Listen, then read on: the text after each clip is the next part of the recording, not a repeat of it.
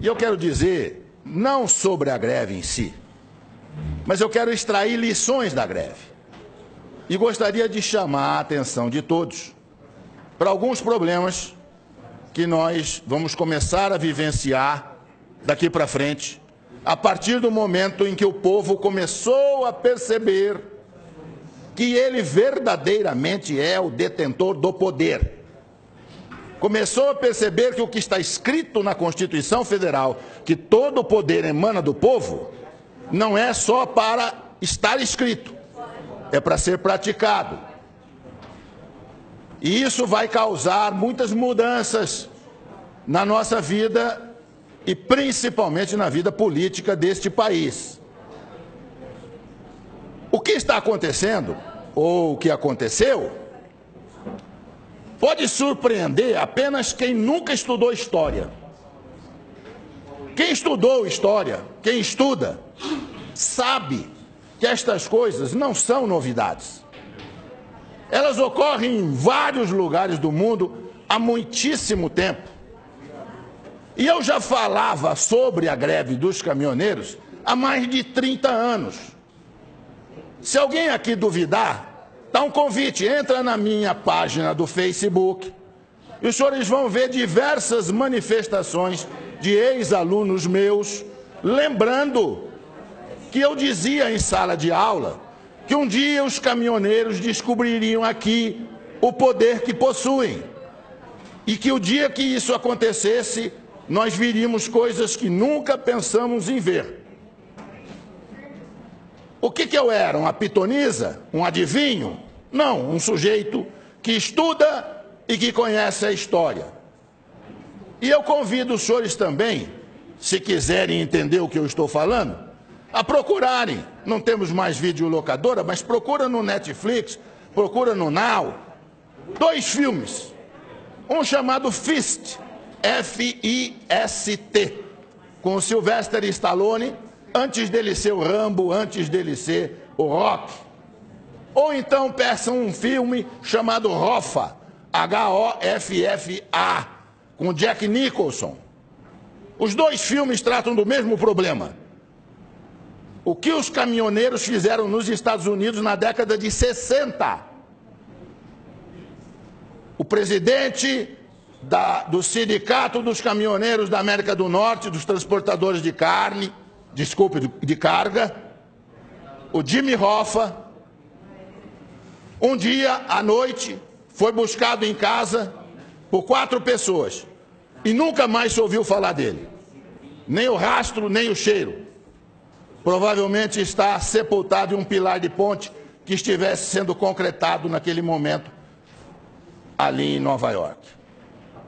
E lá nos Estados Unidos inteiro dizem que foi o Kennedy quem mandou matá-lo, porque não aguentava mais o que os caminhoneiros estavam fazendo com o governo americano.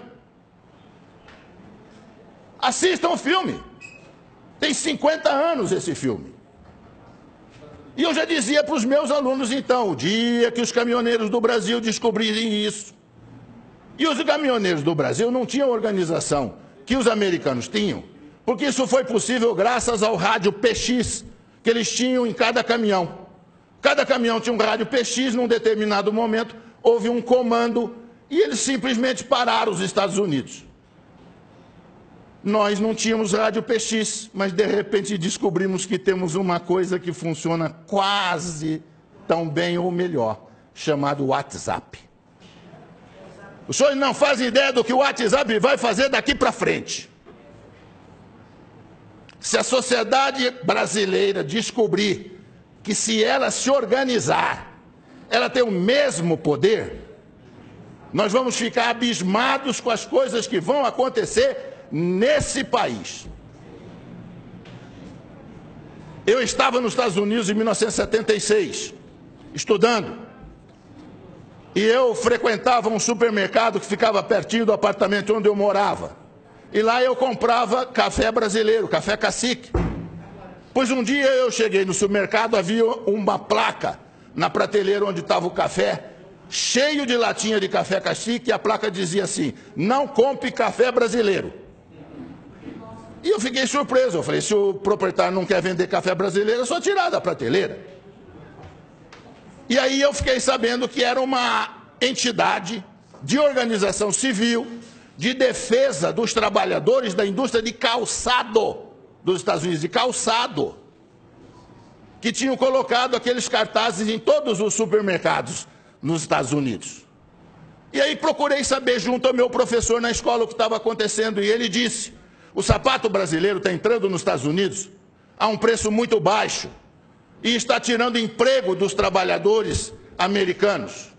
E nós suspeitamos que é o governo brasileiro que está isentando de impostos os calçados. Por isso que eles estão chegando aqui a esse preço aviltante. E o sapato é melhor do que o nosso, veio demais, e nós estamos perdendo emprego. Então, o que nós vamos fazer? Boicotar os sapatos? Não, inteligentemente, boicotar o principal produto de exportação do Brasil, que era o café. E puseram a tabuleta: não compre café brasileiro. Aí perguntei ao professor: mas por que o dono do supermercado deixa colocar no supermercado dele um cartaz desse que prejudica ele? Ele disse: porque se ele não deixar, eles vão boicotar o supermercado inteiro. Inteiro. Eles vão ficar na porta do supermercado com placas avisando que ali tem gente contra os interesses dos trabalhadores americanos. Isso chama-se organização da sociedade civil. A Coca-Cola mudou nos Estados Unidos a fórmula da Coca-Cola, botando um pouco mais de açúcar na fórmula. Surgiu uma coisa que ninguém sabia que existia: a Sociedade Americana dos Bebedores de Coca-Cola sabor tradicional. E boicotaram a Coca-Cola, que foi obrigada a recuar e voltar a fabricar Coca-Cola na fórmula antiga. Isso chama-se organização da sociedade civil. A hora que nós descobrimos isso aqui no Brasil, nós vamos ver o que vai acontecer aqui. Se nós tivéssemos aqui, ao invés de presidencialismo, parlamentarismo, o senhor sabe o que teria acontecido essa semana que passou? Tinha caído o governo. Na Itália, o primeiro-ministro foi escolhido há uma semana, já caiu. O governo cai no momento em que não tem o apoio do povo. A hora que o povo vai para a rua e o povo reivindica, e como os caminhoneiros fizeram sabiamente, sem violar a lei, os caminhoneiros não violaram a lei. Eles têm todo o direito de não transitar. As estradas estavam abertas, eles estavam parando em áreas privadas, não interditaram coisa nenhuma. E mostraram o poder de obrigar o governo a ceder em tudo. Eu faço ideia se eles tivessem posto na lista de reivindicações, depois de diminuir o diesel, a renúncia do presidente. Quero ver o que o presidente ia falar para eles. Eu não renuncio, então não termino a greve. Verdade. Eu ia ver o que ia acontecer. Senhores, abram o olho. Governadores, prefeitos, abram o olho. O povo está descobrindo que ele tem poder. E a hora que ele exercer este poder, nós vamos ver muita mudança nesse país. Muito obrigado.